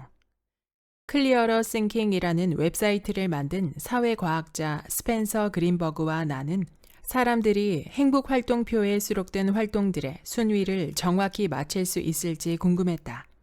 우리는 표본 집단을 만들고 맥케론과 브라이슨이 연구한 활동들 하나하나에 대해 이 활동을 할 때 평균적으로 얼마나 행복할지를 예측해보라고 했다. 우리는 왜 이런 연구를 했을까? 우리는 다음과 같은 생각을 했다. 만약 사람들이 어떤 활동이 제공하는 행복의 양을 과대평가하는 경향이 있다면 당신은 그 활동을 자주 하는 것을 제고해야 한다. 만약 사람들이 어떤 활동의 즐거움을 그 활동이 실제로 제공하는 즐거움보다 크게 생각하고 있다면 당신도 똑같은 편견을 가지고 있을 가능성이 있으므로 그 활동을 할지 말지 조금 더 신중하게 생각해야 한다. 반대로 만약 사람들이 어떤 활동이 제공하는 행복을 과소평가하는 경향이 있다면 당신은 그 활동을 더 열심히 해야 한다. 다시 말해, 삶을 행복하게 사는 요령은 사람들이 통상적으로 생각하는 것보다 큰 즐거움을 주는 활동을 하는 것이다. 그렇다면 우리의 실험 결과는 어땠을까? 사람들은 여러 가지 활동이 제공하는 행복의 양을 잘 예측했을까? 전체적으로 보면 사람들은 대부분의 활동에 대해 행복 순위를 비교적 잘 맞췄다. 앞에서도 말했지만 행복 활동표에 충격적인 내용은 없다. 사람들은 행복도를 높여주는 정도가 섹스와 사교가 최상위권이고 투병과 업무 수행은 바닥에 가깝다는 결과를 잘 예측했다. 그러나 실제로는 사람들에게 큰 행복을 주는데도 사람들이 과소평가하는 활동도 있었다. 가장 많이 과소평가되는 활동들은 다음과 같다. 과소평가되는 활동. 이 활동들은 우리가 생각하는 것보다 큰 행복을 준다. 전시회, 박물관, 도서관, 스포츠, 달리기, 운동, 음주, 원예, 장보기, 볼일 보기. 과대평가되는 활동. 이 활동들은 우리가 생각하는 것보다 작은 행복을 준다. 수면, 휴식, 긴장 풀기, 컴퓨터, 스마트폰 게임, TV 시청, 영화 감상, 식사, 간식, 인터넷 서핑. 그러면 우리는 이 두 목록을 어떻게 활용해야 할까? 음주는 행복에 이르기에는 확실히 복잡 미묘한 길이다. 알코올에 중독성이 있기 때문이다. 알코올과 행복의 관계에 대해서는 다음 장에서 더 이야기하겠다. 하지만 사람들이 가지고 있는 구조적인 편견 중 하나는 수동적인 활동이 가져다주는 행복을 과대평가하는 것이다. 과대평가되는 활동의 목록을 보라. 수면, 휴식, 게임, TV 시청, 간식 먹기, 인터넷 서핑. 이런 활동들은 에너지를 많이 요구하지 않는다. 우리의 마음은 이런 수동적인 활동들이 실제보다 더 큰 기쁨을 준다고 생각하도록 유도하는 것 같다. 그린버그와 내가 실험했던 것처럼 사람들에게 이런 수동적인 활동을 하고 있는 사람이 얼마나 행복할 것 같은지 물어보라. 그리고 매피니스 프로젝트에서처럼 실제로 이런 수동적인 활동을 하고 있을 때 얼마나 행복한지 물어보라. 결과는 일치하지 않는다. 사람들은 수동적인 활동이 큰 행복을 가져다 준다고 생각하지만 실제로는 그렇지 않다. 반대로 과소평가되는 활동 목록에 포함된 활동들은 에너지를 들여야 시작할 수 있는 것들이다. 박물관 관람, 스포츠, 운동, 장보기, 원예. 이런 활동들을 하려면 소파에서 일어나야 한다. 그리고 소파에서 일어나야 할 수 있는 활동들의 일부는 그 활동들이 실제로 제공하는 행복보다 작은 행복을 주는 것처럼 느껴진다.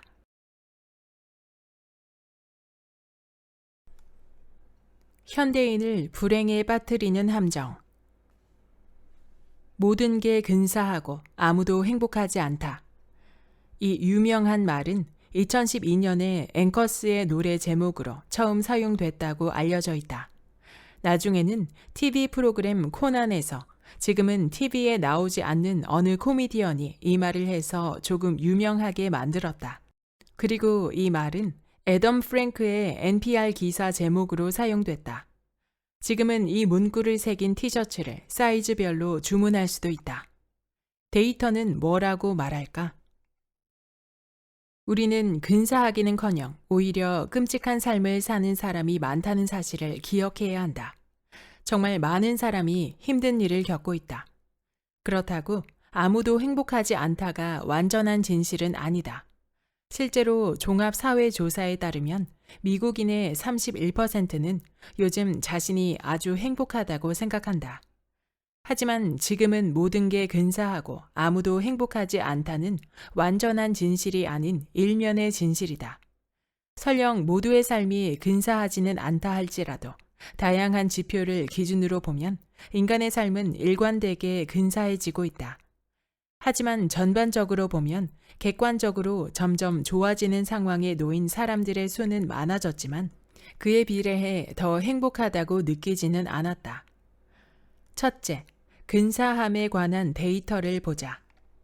지난 50년 동안 미국의 1인당 국내 총생산은 인플레이션을 고려해도 2배 이상 늘어났다. 이 정도면 근사하지 않은가? 게다가 GDP는 사람들이 구입하는 상품과 서비스의 가치만을 계산한다. 현대사회의 디지털 경제는 우리에게 많은 것을 공짜로 제공하는데 이런 것들은 GDP로 표현되지 않는다. 최근에 이루어진 한 연구는 사람들에게 돈을 얼마나 받으면 특정 무료 서비스를 포기하겠느냐고 물어보는 방법으로 무료 서비스의 가치를 측정했다. 그 결과 평균적인 미국인에게 검색 엔진의 가치는 연간 17,530달러로 추산됐다. 이메일의 가치는 8,414달러, 디지털 지도의 가치는 3,648달러였다. 소셜미디어는 322달러였다. 우리는 이런 서비스들을 이용하면서 한 푼도 내지 않는다. 근사하지 않은가? 다음으로 행복 데이터를 보자.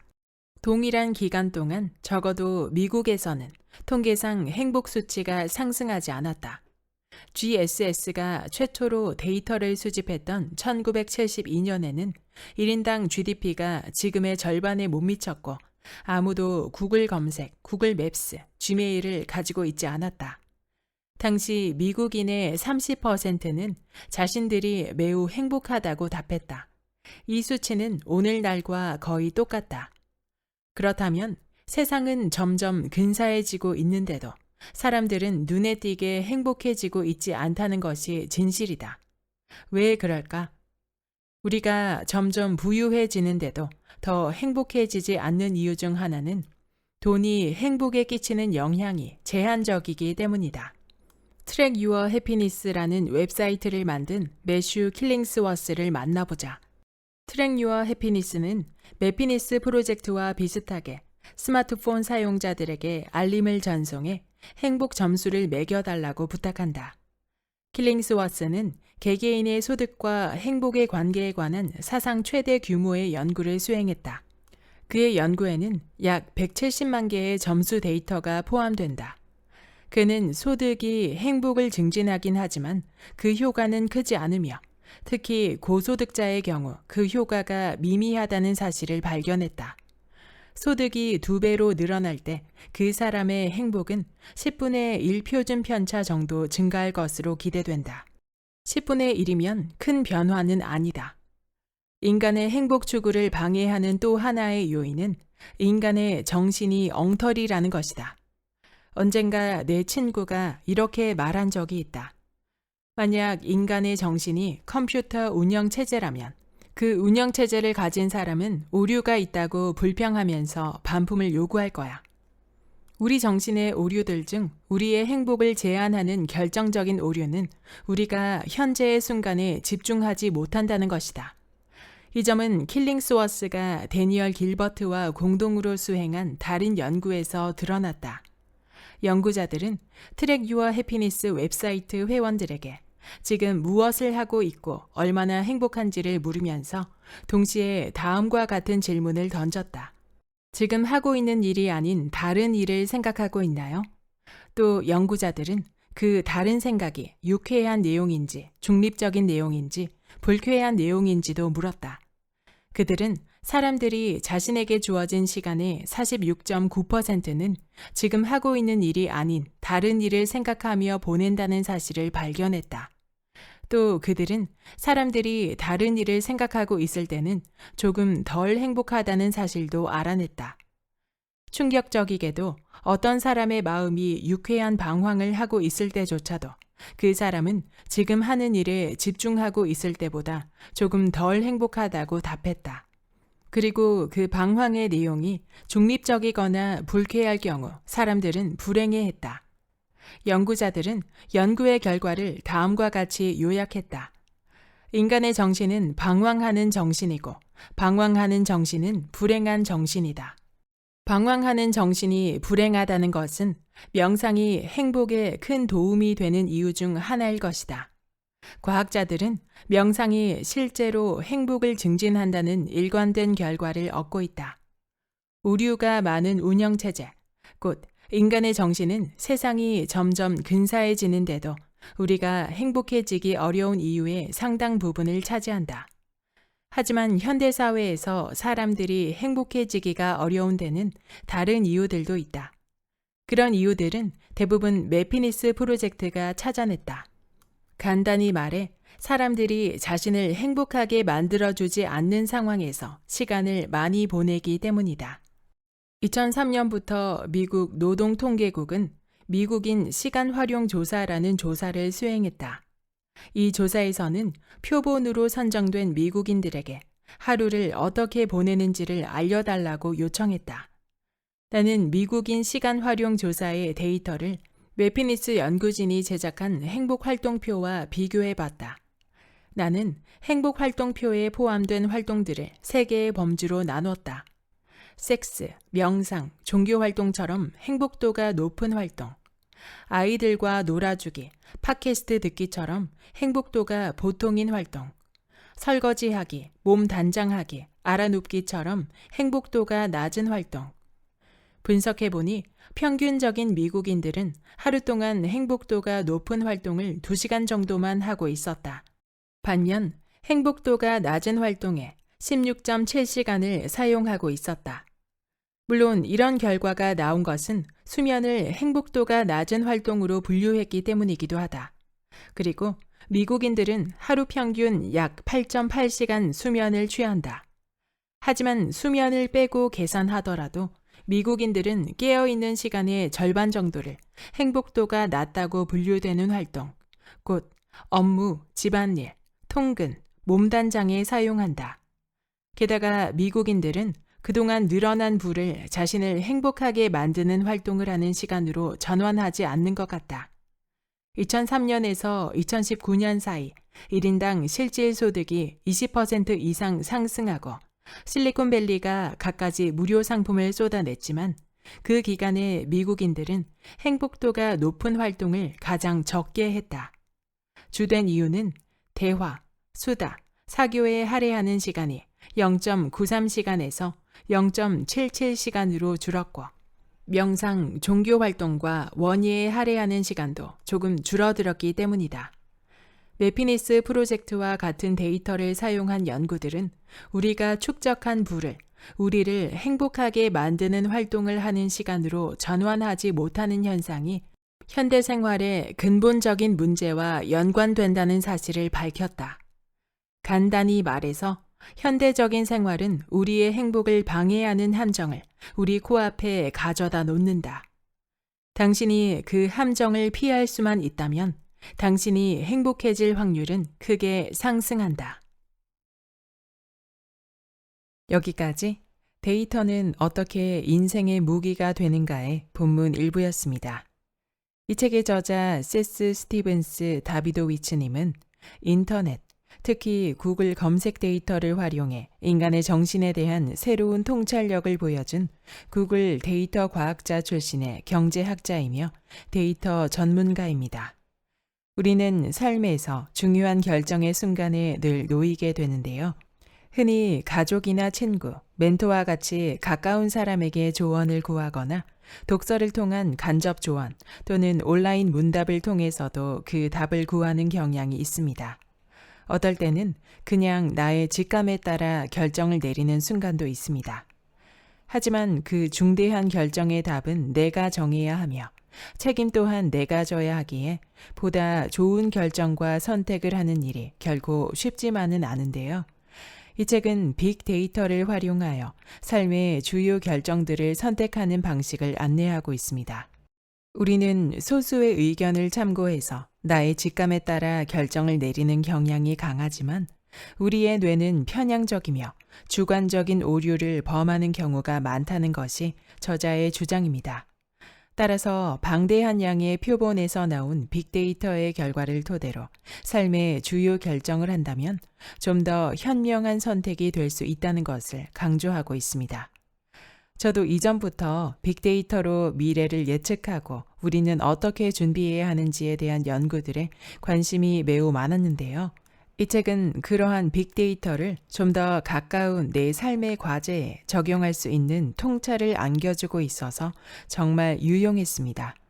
또한 저자가 유머스러운 문체로 글을 써놓았기 때문에 재미있고 편안한 느낌으로 읽었던 것 같습니다.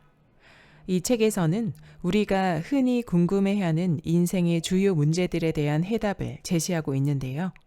어떤 사람과 결혼해야 할까? 좋은 부모가 되려면 어떻게 해야 할까? 진짜 숨은 부자는 어떤 사람들일까? 지금 창업을 하기에 내 나이가 너무 많은가? 왜 어떤 사람들은 유달리 운이 좋은가? 외모를 어떻게 바꾸면 좋을까? 사람은 무엇을 하면 행복해질까 등의 질문들을 주제로 데이터 자료를 제시하고 그에 따른 저자의 해석과 견해를 통해 해답에 대한 통찰을 제시하고 있었습니다. 제가 평소에 관심이 많은 육아에 관한 부분도 매우 흥미로웠는데요.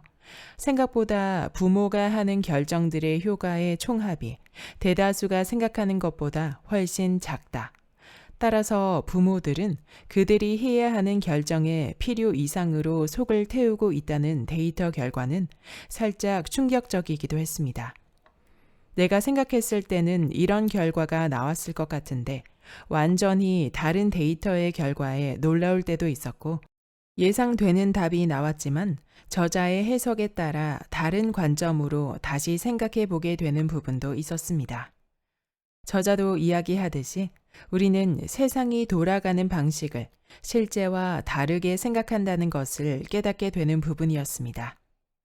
이 책의 다양한 주제들은 결국 마지막에 가서 사람은 무엇을 하면 행복해질 수 있는가로 귀결되었는데요. 우리는 흔히 행복은 무언가를 대단히 크게 이루거나 가지고 있을 때라 생각하기 쉽지만 친구들과 어울리거나 호숫가를 산책하는 일처럼 행복이 꼭 황홀한 경험을 통해 느끼는 것이 아니라는 교훈을 안겨주었습니다. 데이터 중심 인생 해법을 통해 현명한 결정에 가까이 다가가고 싶은 분들에게 추천합니다. 구독과 좋아요와 댓글은 큰 힘이 됩니다. 다음 영상에서 만나요.